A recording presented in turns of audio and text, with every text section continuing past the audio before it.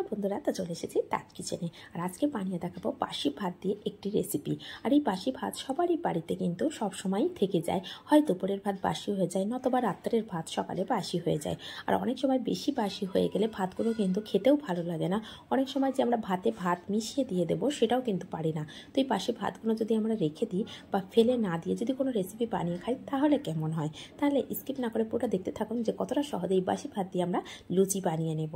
আর এই লুচির সঙ্গে যে একটি টেস্টি আলুর তরকারি বানিয়ে নেব। আর এই তরকারিটা বাচ্চারা খুব পছন্দ করে খাবে, শুধু বড়রা নয়, বড় থেকে বাচ্চা সবাই কিন্তু খুব পছন্দ করে খাবে, কারণ এটাতে সস দিয়ে এই আলুর তরকারিটা আমি বানিয়ে দেখাবো।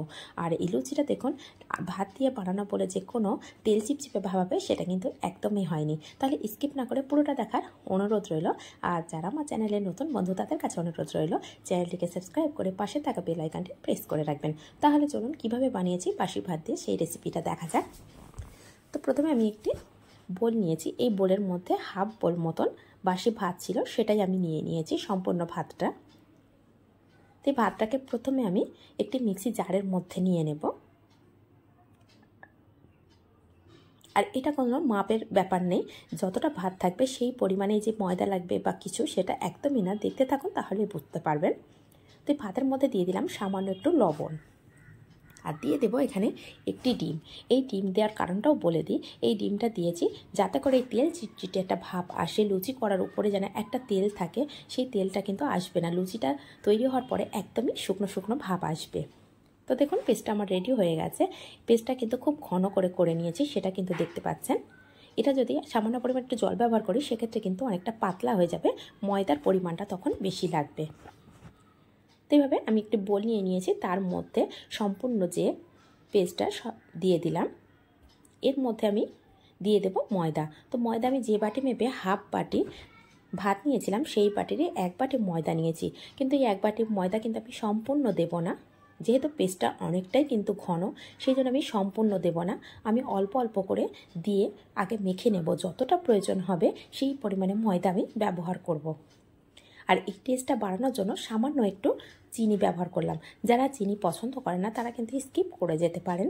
তো চিনি দেওয়ার পরে লুচির টেস্টটা যেন আমার কাছে মনে হয় একটু হলেও বেড়ে যায়, সেই জন্য সামান্য পরিমাণে একটু চিনি ব্যবহার করেছি।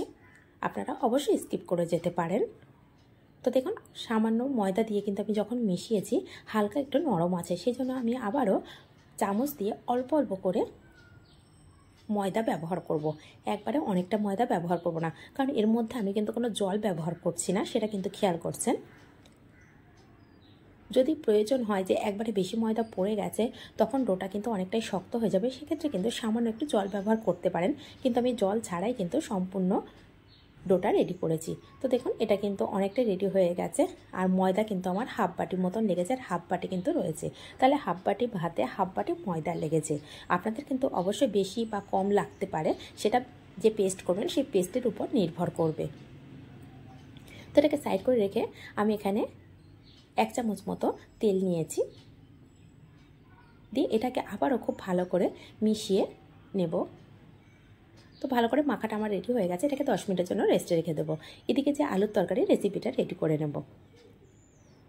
তো প্রথমে গ্যাসের উপর একটা কড়াই বসিয়েছি, কড়াইয়ের মধ্যে দিয়ে দিলাম 2 টেবিল চামচ তেল, আর দিয়ে দিলাম হাফ তেজপাতা আর হাফ চামচ 5 ফোড়ন। দেখুন কতটা অল্প মশলা দিয়ে আর কত সুন্দর একটা রেসিপি বানানো যায়, আর সবথেকে বড় কথা অনেক কম সময়ের মধ্যেও বানানো যায়। আর এখানে কিছু একটা আলু আমার সিদ্ধ করা ছিল আগে থেকে, সেই আলুটাকে আমি ছোট ছোট করে টুকরো করে নেব।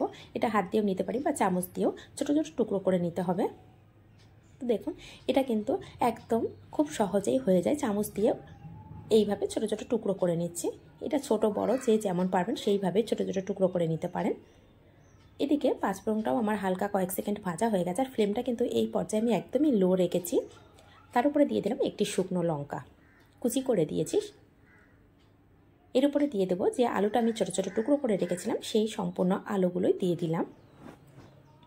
দেওয়ার পরে এই 5 ফোড়নের সঙ্গে একটু হালকা করে মিশিয়ে নেব। আর লঙ্কাটা অবশ্যই আপনারা আপনাদের পছন্দ মতো দেবেন।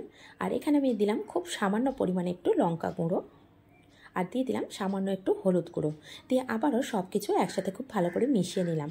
দেখুন এর মধ্যে কিন্তু কোনো মশলাই ব্যবহার করিনি। তো এটা মেশানো আমার কমপ্লিট হয়ে গেছে। এর মধ্যে দিয়ে দেব প্রয়োজন মতো জল। তো জলটা আমি কিন্তু এখানে খুব বেশি ব্যবহার করিনি, চা কাপের 1 কাপ মতন ব্যবহার করেছি। আপনারা এখানে খুব বেশি জল ব্যবহার করবেন না, তাহলে কিন্তু বড্ড পাতলা হয়ে যাবে, সেক্ষেত্রে খেতে কিন্তু একদমই টেস্ট হবে না। দেখুন জলটা দেওয়ার পরে কিন্তু কয়েক সেকেন্ড মতো এটাকে ফুটিয়ে নেব।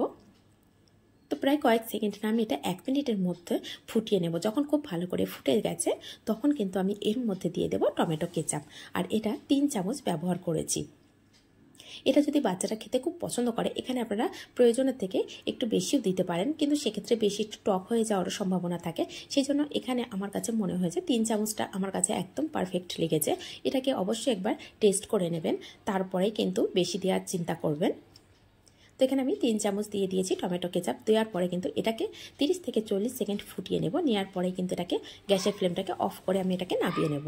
তো দেখুন, আর এই ঝোলটাকে আমি একটু তুলে দেখিয়ে দিলাম, আগে দেখতে পেয়েছেন যে কতটা ঘন বা কতটা পাতলা হয়েছে। যেহেতু আলুটা সিদ্ধ করা আছে আর কোনো মশলার গন্ধ থাকবে, সেই জন্য যে ফোটাতে হবে সেটা কিন্তু একদমই না। তো এটাকে সাইড করে রেখে এদিকে আমি একটি কড়া বসিয়ে দিয়েছি, তার মধ্যে পরিমাণ মতো তেল দিয়ে দিয়েছি। তেলটা গরম হতে হতে এদিকে আমি লুচিটা দেখে নেব। তো যে ডোটা রেখেছিলাম সেই ডোটা আমি দেখে নিয়েছি 10 মিনিট পরে। তো ডোটা একদম রেডি হয়ে গেছে। এখানে আমি সামান্য পরিমাণে হাতে একটু ময়দা লাগিয়ে নিয়েছি। নিয়ে এই ডো থেকে ছোট ছোট করে লুচির জন্য লেচি কেটে নেব। তো যে যেমন সাইজের লুচি পছন্দ করেন সেইভাবেই লেচিগুলো কেটে নেবেন।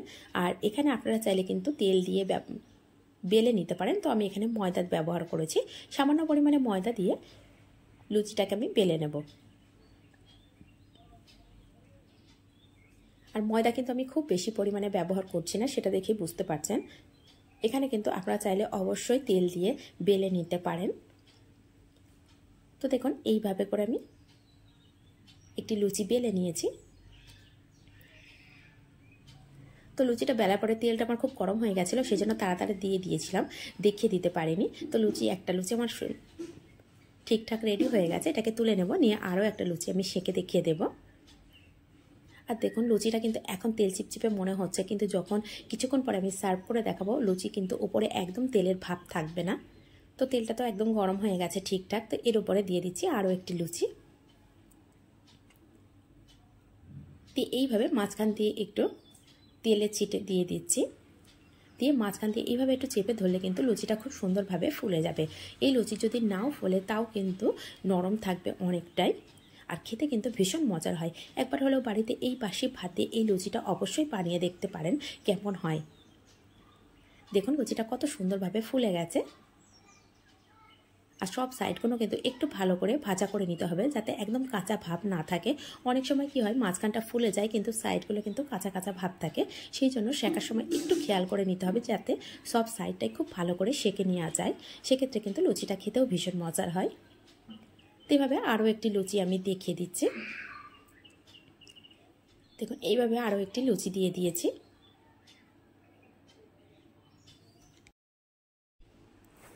এইভাবে এটাকেও ভালো করে সেঁকে নিচ্ছি। আর এই লুচিটা খুব সহজেই বানানো যায়, দেখতেই পেলেন। আর রেসিপিগুলো কেমন লাগছে অবশ্যই জানাবেন। যদি আমার এই রেসিপিগুলো ভালো লাগে তাহলে অবশ্যই লাইক করবেন, শেয়ার করবেন আর কমেন্ট করবেন। যদি নিত্য নতুন রেসিপি পেতে চান তাহলে প্লিজ চ্যানেলটিকে সাবস্ক্রাইব করে পাশে থাকা বেল আইকনটি প্রেস করে রাখবেন। এতে করে যখনই আমি নতুন কোনো রেসিপি ছাড়বো সবার আগে আপনাদের কাছে পৌঁছে যাবে। তো দেখুন এই লুচিটাও কতটা সুন্দর ফুলেছে। আমি খুব কাছে থেকে নিয়েই কিন্তু আপনাদেরকে দেখিয়ে দিচ্ছি, আর আমি সার্ভ করেও দেখিয়ে দেবো আপনাদেরকে। দেখুন লুচিটা দেখতেও যেমন সুন্দর হয়েছে, বিশ্বাস করুন খেতেও অসম্ভব মজার হয়। একবার হলো বাড়িতে এইভাবে বানিয়ে দেখতে পারেন। আর এর সঙ্গে যে আলু তরকারিটা করেছি সেটা তো আর বলার অপেক্ষায় রাখবে না, বাচ্চারা এক নিমেষেই শেষ করে দেবে, যে কতটা সুন্দরভাবে এই তরকারিটা বাচ্চারা শেষ করবে। আর দেখুন এই লুচিটা আমি হাতে নিয়ে দেখাচ্ছি, হাতে কি খুব বেশি তেল চিপচিপ করছে সেটা দেখে আপনারাই বলুন।